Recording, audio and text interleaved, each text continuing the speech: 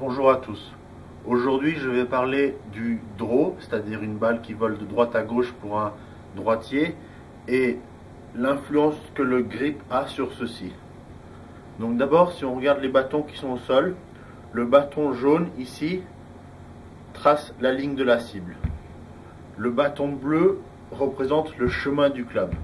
Pour frapper un draw, c'est-à-dire une balle qui part à droite de la cible, on veut que la face de club soit ouverte par rapport à la ligne de cible, mais fermée par rapport au chemin du club qui va vers la droite.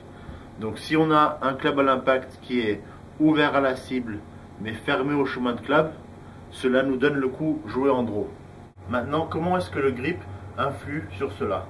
Donc, pour faire simple, on va dire qu'un pouce qui va directement vers le bas, de cette façon, est un grip neutre. Si le pouce est orienté de l'autre côté, c'est un grip faible. Si le pouce commence à être orienté de l'autre côté, c'est un grip fort. Donc imaginons la situation ici où j'ai un grip fort, la main gauche est tournée 20 degrés, voire même 45 degrés, voire même 90 degrés vers la droite. Donc avec un grip fort, l'effet que ceci a est que cela ferme la face de club. Et n'importe quelle rotation des avant-bras à travers la zone d'impact est en train de fermer la face de club encore plus. Donc avec cette face de club fermée, on sait que la balle va commencer à gauche de la cible. Pour qu'on puisse ensuite jouer au golf de façon correcte avec cette face de club fermée qui pointe vers la gauche de la cible à l'impact, il va falloir qu'on fasse courber la balle vers la cible. Donc la balle va devoir commencer à tourner de gauche à droite. Pour que la balle tourne de gauche à droite avec ce grip fort, il va falloir qu'on fasse un mouvement extérieur-intérieur pour que le chemin de club soit orienté vers la gauche plus que la face de club est orientée vers la gauche.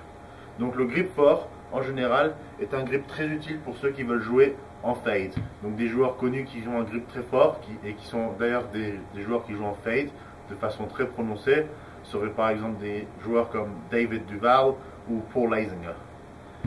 Ceci est quelque chose que les gens disent tout le temps. Avoir un grip fort pour faire un draw. Non, pour faire un draw, on veut que la face de club soit ouverte, chose que le grip fort ne préconise pas du tout, avec un chemin qui va vers l'extérieur. Merci.